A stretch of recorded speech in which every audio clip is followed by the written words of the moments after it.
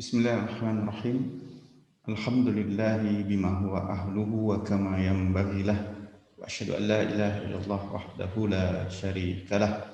Wa asyhadu anna Muhammadan abduhu wa rasuluh. Amma ba'd. Teman-teman dan sahabat yang Allah Subhanahu wa taala, kita ada pada sesi yang ke-6, bagian ke-6 dari fikih Ramadan intensif kita. Mudah-mudahan Allah Subhanahu wa taala memberikan kemudahan,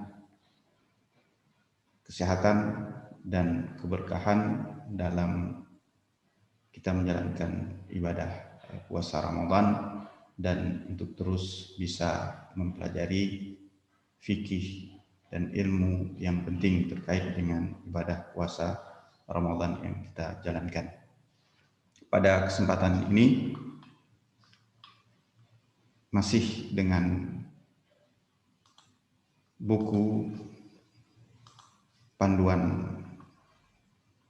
puasa, dan mudah-mudahan teman-teman sudah bisa mendownloadnya dari aplikasi Google Play atau Google Book. Dan bagi teman-teman yang sudah mendownloadnya, pembahasan kali ini adalah terkait dengan rukun-rukun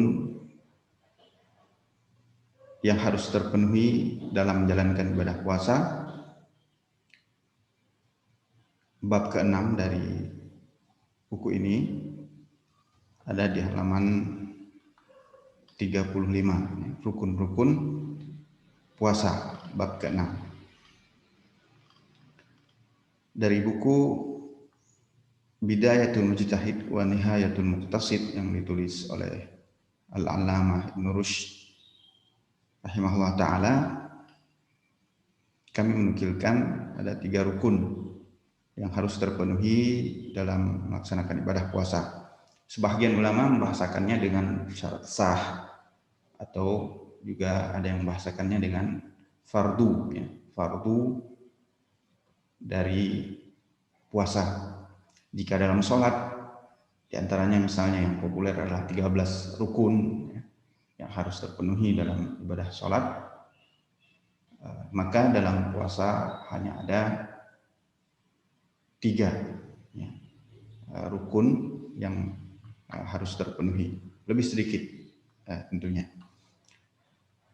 Rukun yang pertama disebutkan dalam kitab Bidayatul Mujtahid adalah az-zaman, terkait dengan waktu zaman. Dalam hal ini masuknya bulan Ramadan adalah waktu di mana diwajibkan berpuasa sebagaimana telah disebutkan pada bab sebelumnya. Artinya tidak sah puasa wajib di luar bulan Ramadan. Seandainya ada sebahagian orang atau ada komunitas yang menganggap puasa pada bulan Ramadan, terutama di daerah atau wilayah jazirah Arab yang umumnya panas pada bulan Ramadan, kemudian mereka berjihad atau ingin mengambil kesimpulan hukum yang lain, bulan Ramadan panas, dia pindahkan bulan yang agak dingin misalnya, pada bulan-bulan yang lain, maka hal tersebut tidak dinamakan dan tidak memenuhi rukun pertama, yaitu terkait dengan waktunya, yaitu pada bulan Ramadan. Jika bulan Ramadan itu panas, maka dia tetap harus dilaksanakan. Sebagaimana jika bulan Ramadan itu dingin, maka dia juga dilaksanakan pada bulan tersebut. Kemudian masih poin B dari waktu ini, yang tadi poin A itu waktu imsak atau durasinya. Waktu imsak di sini yaitu menahan diri dari hal yang membatalkan puasa adalah siang hari bulan Ramadan.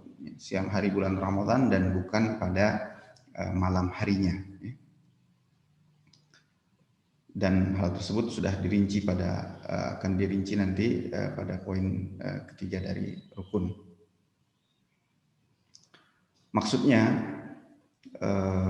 bahwa mungkin sebagian tempat yang lebih dekat ke utara bumi ini atau ke selatan itu waktunya berbeda, misalnya siangnya lebih panjang atau malamnya lebih panjang, ya, bergantian, maka yang menjadi ukurannya adalah atau menjadi patokannya adalah siangnya panjang atau pendek. Yang menjadi waktu untuk berpuasa adalah siangnya.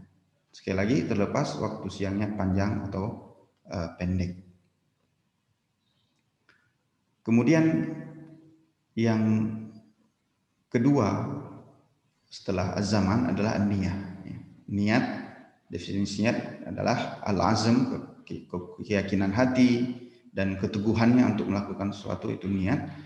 Dan niat adalah amalan hati, maka tidak dipersyaratkan untuk melafalkannya berdasarkan kesepakatan ulama. Jadi ulama telah bersepakat bahwa tidak dipersyaratkan untuk melafalkan niat karena dia adalah amalan hati. Dan ini kami nukilkan dari Al-Imam Abu Zakaria Yahya bin Syaraf An-Nawawi dalam kitab beliau Rawdatul Talibin volume 2 halaman 350. Kemudian niat juga menjadi pembeda antara ibadah dan selain ibadah, karena terkadang orang melakukan atau menahan diri dari lapar dan dahaga untuk tujuan selain ibadah puasa. Dalam konteks kita hari ini, misalnya seorang yang akan memeriksakan darahnya, maka dokter biasanya memerintahkan dia berpuasa dari malam sampai waktu pagi atau siang dia diambil darahnya. Ini dia berpuasa juga kan, tapi bukan yang seperti ini karena niatnya berbeda. Atau tujuan lain dari puasa-puasa tersebut. Dan ini berdasarkan firman Allah Subhanahu wa taala, niat adalah syarat sah suatu amal. Qala Allah Subhanahu wa taala, "Wa ma umiru illa liya'budullaha mukhlishina lahud-din hunafa."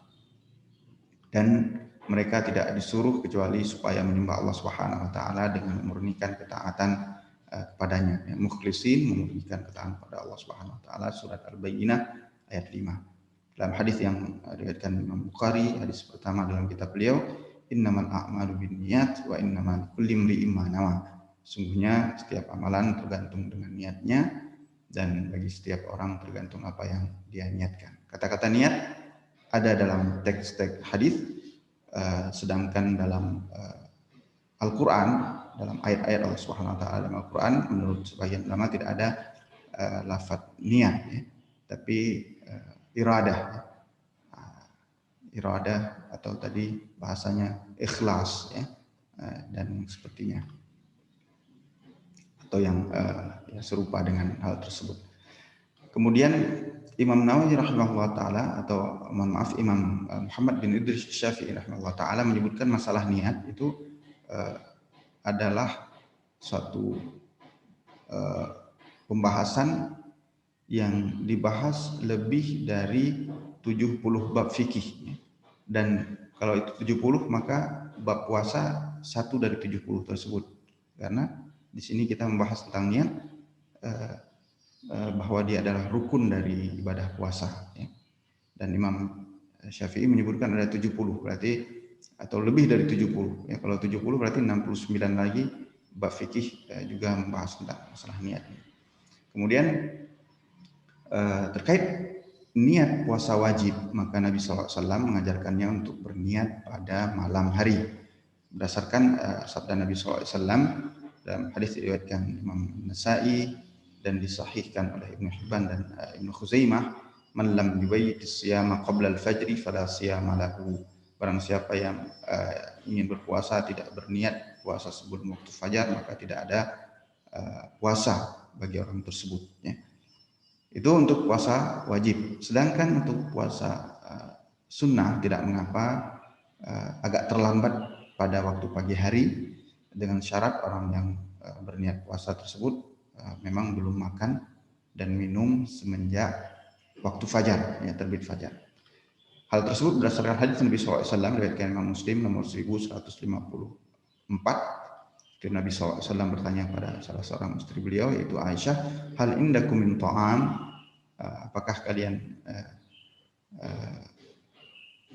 memiliki makanan ya, untuk dimakan, ya, mesti ada menyimpan makanan. Maka beliau mengatakan tidak, maka Nabi SAW mengatakan bahwa jika demikian maka saya akan berpuasa. Beliau meniatkannya sudah pagi atau setelah sholat subuh. Ya. Yang ketiga dari rukun ibadah puasa atau fardu dari ibadah puasa ini adalah imsak. Ya.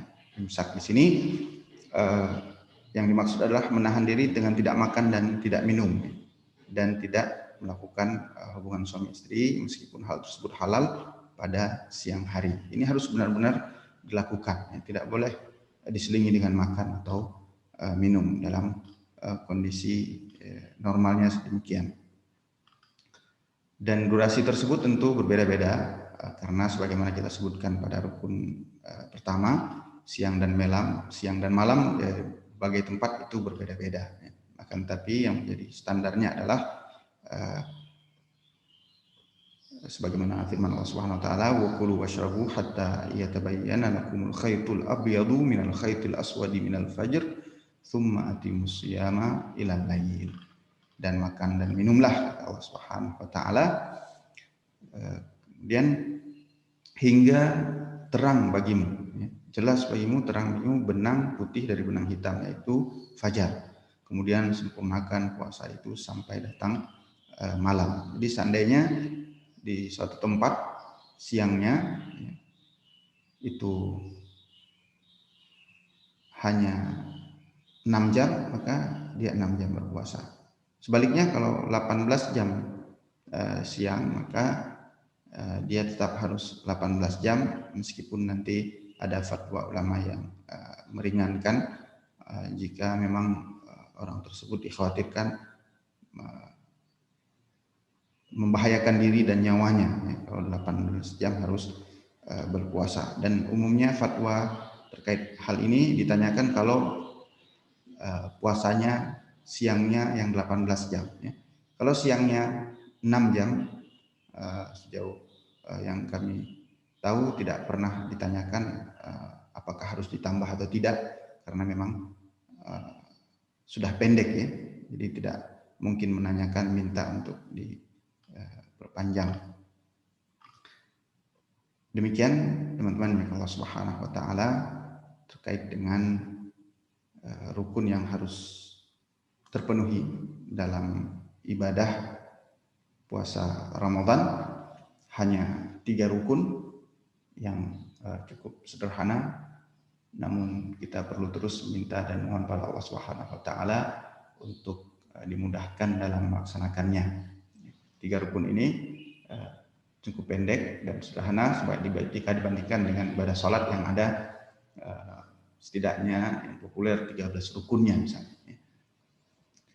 Mudah-mudahan Allah Subhanahu wa taala memberikan manfaat dari setiap ilmu yang kita sama-sama pelajari dan memudahkan amalan kita dan menerima amalan kita pada bulan Ramadan, apakah dia siam, qiyam dan yang lain-lainnya.